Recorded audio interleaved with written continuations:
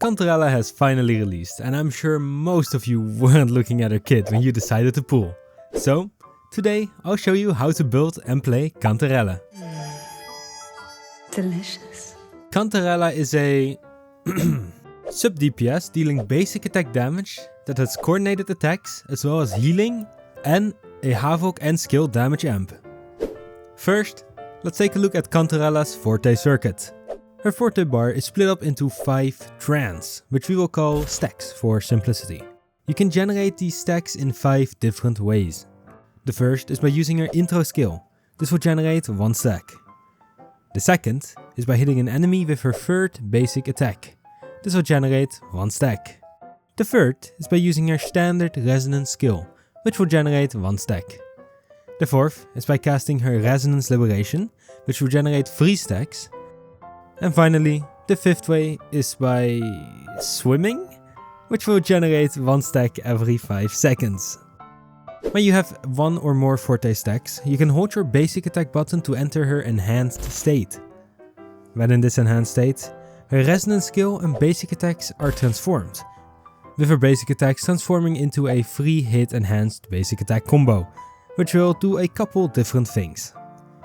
First, they will do a bit more damage than her standard basic attacks. Second, each basic attack will generate 1 Forte star. Third, they will now heal the entire team for 171 plus 45% of her attack. And fourth, the third basic attack will trigger 3 coordinated attacks. Once you run out of Forte stacks, Cantarella will automatically leave her enhanced state. Let's rewind a bit to her second effect on her enhanced basic attacks. The Forte stars. These Forte stars are located at the bottom of your Forte bar.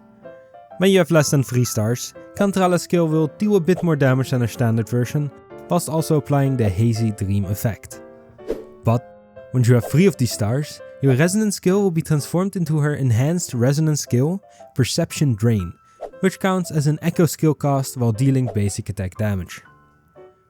When you use this, you will consume all her Forte stars and gain quite a bit of Concerto whilst dealing a total of 1334% attack, whilst also healing all party members for 712 plus 189% attack.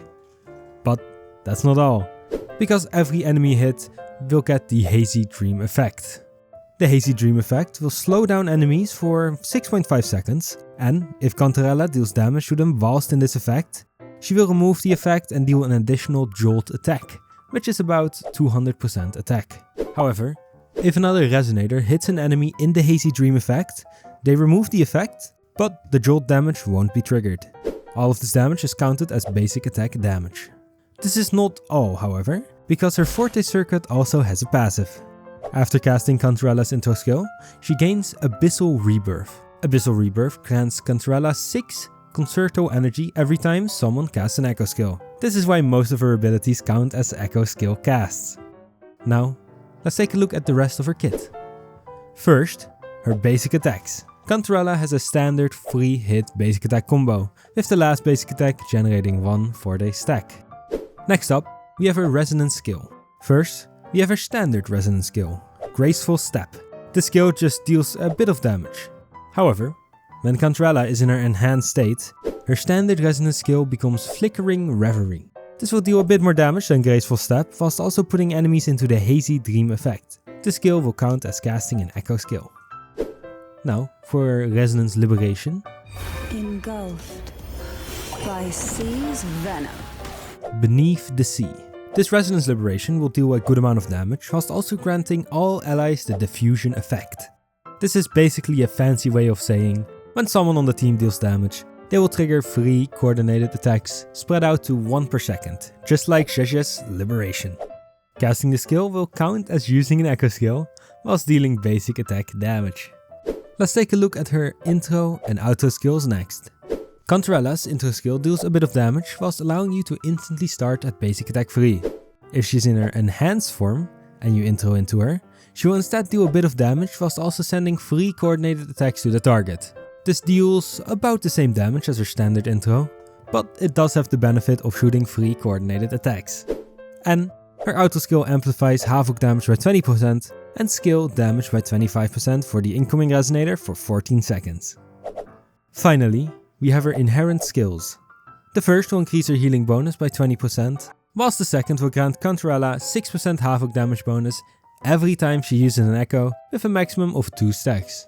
For her leveling recommendations, I recommend leveling her Forte Circuit first. This is about 50% of her damage. Next up is her Resonance skill and Resonance Liberation. These both deal about 15% of her damage each. And finally, you can level her standard basic attacks and intro skill. Who will sink into the depths with me? As for Cantarella's weapons, there are a couple different options. First up, we have her signature weapon, the Whispers of Sirens. It has decent base attack and a good amount of crit damage. The passive of this weapon is pretty big. First, you gain 12% attack for free. After that, when you cast an echo skill within 10 seconds of a basic attack or intro skill, you gain 1 stack. Once you reach 2 stacks, Cantarella will gain 40% basic attack damage bonus and she will ignore 12% Havoc resistance for 10 seconds. This is obviously great for Cantarella, but what if you don't have her signature weapon? Well, all of these weapons will work for Cantarella.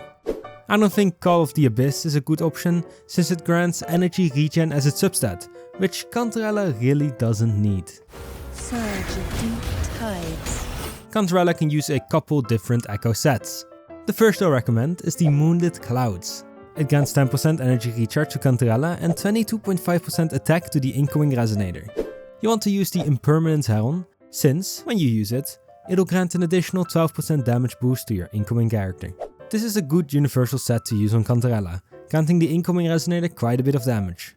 But another good universal option will be the Empyrean Anthem set. The set also grants 10% energy regen on the 2-piece, but the 5-piece is quite different. First, Cantarella gains 80% coordinated attack damage bonus, and although this is not her main source of damage, she will still benefit quite a bit from this. And the second effect will grant the on-field resonator 20% attack for 4 seconds whenever Cantarella's coordinated attacks crit. For the set, you want to use the Hecate as your active echo, since it grants about 40% coordinated attack damage just for having it equipped on your active echo slot. Now, if you're running Cantarella with a Havoc DPS, you want to use the Midnight Veil set. The 2-piece grants Cantarella 10% Havoc damage bonus, whilst the 5-piece grants her a small 480% outro nuke, whilst also granting the incoming resonator 15% Havoc damage for 15 seconds. When using the set, you want to use Lorelei in your active echo slot. This is because she grants 12% Havoc and 12% basic attack damage bonus. For the main stats, it's going to be a standard 4-3-3-1-1. You want to use either crit rate or crit damage on the 4 cost, Havoc damage on the 3 cost, and attack percent on the 1 cost.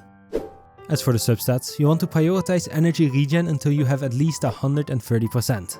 After that, you want crit rate until you have at least 65%, followed up by crit damage, attack percent, basic attack damage bonus, and finally, flat attack is not the worst. I'll keep you company. Cantarella can fit into quite a bit of teams. First, let's take a look at her Havoc specific teams. Although she will work with any Havoc DPS, for now, Dungeon will actually benefit the most from Cantarella. Although Dungeon mainly deals heavy attack damage, she also uses her Resonance skill quite a lot, making it a pretty good option if Gian stole your Mortavi.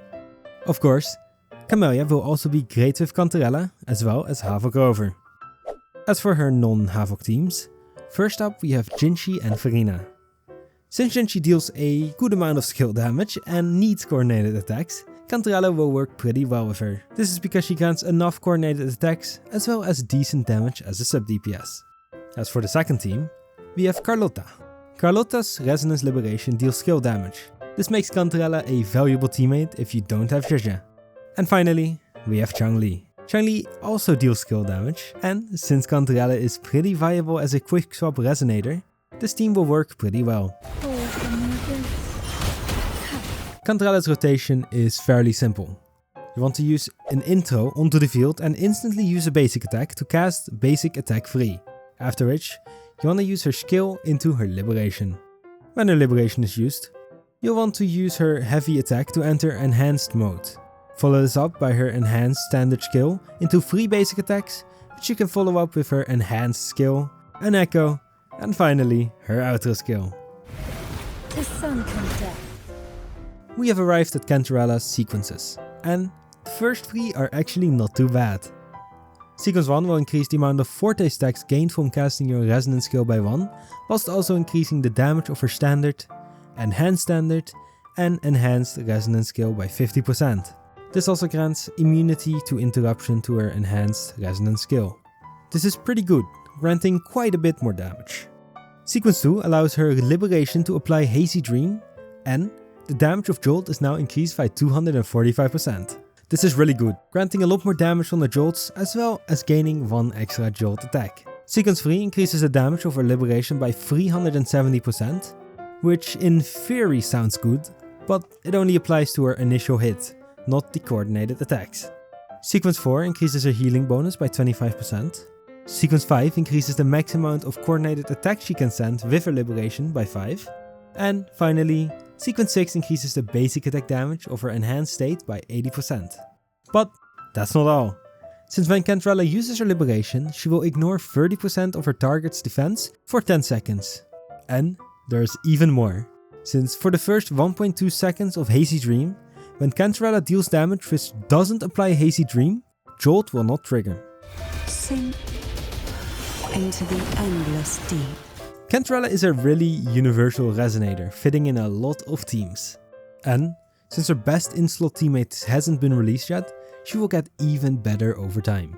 Thank you all so much for watching. If you enjoyed this video, may I recommend the video on the screen right now. I appreciate you all. Bye bye.